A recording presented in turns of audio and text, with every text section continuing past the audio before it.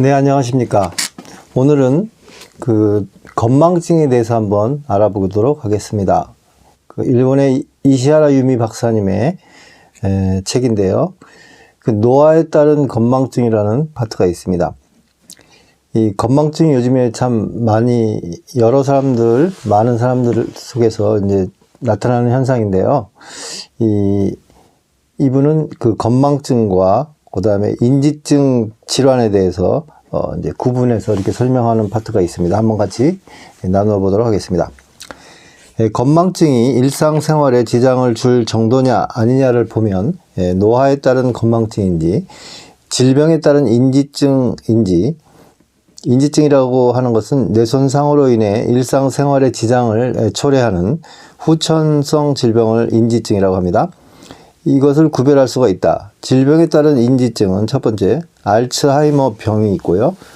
두 번째는 뇌경색이나 뇌출혈에 따른 뇌혈관 장애. 세 번째는 뇌 주변에 수액이 과도하게 쌓이는 특발성 정상압 수두증이 있고요. 네 번째로는 만성 경막하 혈종 등의 원인이 있습니다. 노화에 따른 건망증과 질병에 따른 인지증을 대략적으로 구분하는 방법은 다음에 나오는데요. 뇌세포는 20세부터 매일 10만 개씩 감소하며 결코 늘어나지 않는다. 따라서 나이를 먹으면 기억력이 떨어지는 것은 당연하다. 지금까지는 이렇게 알고 있었습니다. 그러나 지금으로부터 약 10년 전 미국 캘리포니아주에 있는 소크 연구소의 에릭슨 박사는 나이를 먹어도 뇌에 있는 신경 간세포는 분열을 하여 뇌세포 역시 증식을 한다는 사실을 발견했습니다. 특히 운동을 하면 기억을 감당하는 해마의 세포가 증가한다는 사실이 밝혀진 것입니다. 여기 다시 한번 읽어드리겠습니다. 특히 운동, 이 엑서사이즈를 하게 되면 기억을 담당하는 해마의 세포가 증가한다는 사실이 밝혀진 것입니다. 또 최신 연구에서는 의사결정과 행동, 감정, 기억 등을 조종하는 뇌의 사령탑인 전두전야의 활동이 쇠퇴하는 것이 이 인지증의 가장 큰 원인임이 밝혀졌습니다. 즉, 노화에 따른 건망증을 예방, 개선할 수 있는 가능성이 열린 것입니다. 다시 말해서 전두전야를 자극하는 것이 중요하다고 할 수가 있습니다. 이를 위해서 역시 뇌의 혈류를 좋게 하는 것이 먼저인 것입니다. 자, 여기 표가 하나 있는데요. 노화에 따른 건망증과 질병에 따른 인지증의 차이가 무엇인가? 노화에 따른 생리적인 건망증은 어떤 특징이 있냐면요. 잘 들어봐 주세요. 여러분이 여기에 속하는지. 깜빡깜빡 잊는 일이 잦아진다. 타인의 이름이 기억나지 않는다. 최근에 저희 주변에 있는 사람들이 가끔 이런 얘기를 합니다. 해외여행을 갔던 곳의 도시 이름이 기억이 나질 않는다. 어제 먹은 저녁 식사의 내용이 기억이 나지 않는다. 우리가 며칠 전에 먹었던 점심시간에 뭘 먹었나를 잘 기억 못하죠. 이것도 비슷한 증상이 하나인 것 같습니다.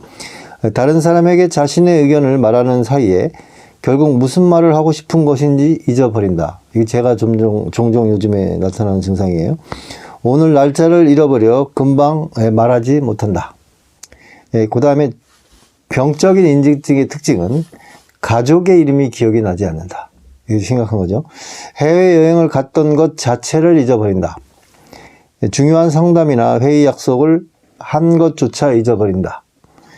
다른 사람에게 자신의 의견을 말하다가 나중에는 앞뒤가 맞지 않는 말을 하면서도 이상하다고 생각하지 않는다. 그 다음에 연월이 전혀 맞지 않는 날짜를 말한다.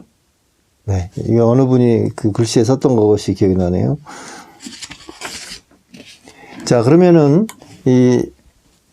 이러한 노화에 따른 건망증의 예방은 방법이 없을까요? 또 치료를 위한 무슨 가이드는 없을까요? 라는 것에 대해서 한번 말씀드려보겠습니다. 첫 번째, 이 이시하라 유미 박사님은 이 책에서 이 독서가 중요하다고 생각하시는 것 같아요.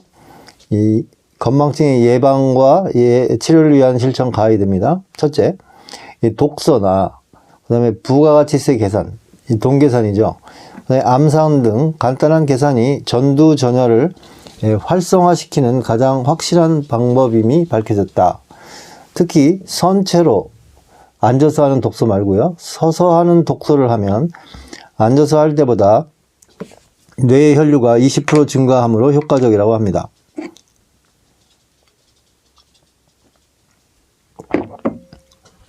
전철 등에서 앉지 말고 서서 독서를 하면 건망증 방지에 매우 효과적이라고 합니다. 두 번째, 꼭꼭 씹어서 먹는다. 이 저작 중에는 대뇌의 혈류량이 10에서 20%나 증가한다고 합니다. 그러니까 틀니를 끼신 분이나 충치가 적은 사람일수록 대뇌의 활동이 활발합니다.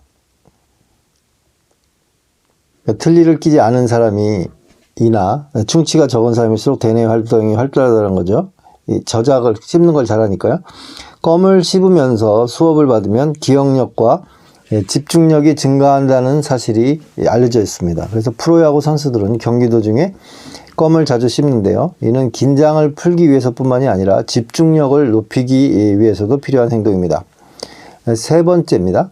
음악을 듣는 것은 뇌신경, 특히 기억을 담당하는 해마를 자극하게 됩니다. 분당 60에서 64비트의 바로크 음악이나 주파수 3500에서 4500Hz의 고주파 곡이 가장 좋다고 합니다. 예를 들면 모차르트나 바하, 비발디의 곡을 추천한다고 합니다. 모차르트, 바흐, 비발디입니다. 네 번째, 노래방에서 노래를 부르거나, 이게 제가 좋아하는 것인데 요즘에 못하고 있습니다. 뇌에서 베타 엔도르핀이나 행복 호르몬인 도파민이 분비되기 때문에 스트레스 해소와 면역력 상승, 건망증 방지에 효과적이라고 합니다. 근데 요즘에 이 오미크론 때문에 노래방 잘 못 가시죠? 집에서라도 한번 해보시기 바랍니다. 다섯 번째, 손이나 손가락을 움직인다. 이게 효과가 있다 합니다. 화가나 조각가, 작가, 서예가, 지휘자 등 손을 사용하는 작업을 가진 사람 중에는 나이를 먹어도 두뇌가 명석하고 장수하는 사람이 많습니다. 제2의 뇌라고 불리는 손을 움직이면 뇌의 혈류도 좋아지기 때문으로 생각이 됩니다. 주먹 쥐었다 펴기 운동을 하루에 20번, 5세트를 정도 하는 것이 좋다고 합니다. 또 여섯 번째인데요. 외국어를 공부합니다. 좌측의 전두전야를 강하게 자극할 수 있습니다. 저는 개인적으로 이 외국어를 좀 이렇게 좋아하는 경향이 좀 있는데요.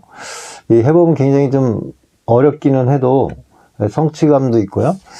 그 다음에 이제 다른 나라의 문화를 좀 이렇게 접해보기가 조금 더 가깝지 않을까 해서 많이 이것저것 해보고 있습니다. 그래서 얼마 전까지는 그 베트남어를 좀 2년 정도 이렇게 독학으로 해보고 있는데요. 발음이 상당히 어렵습니다.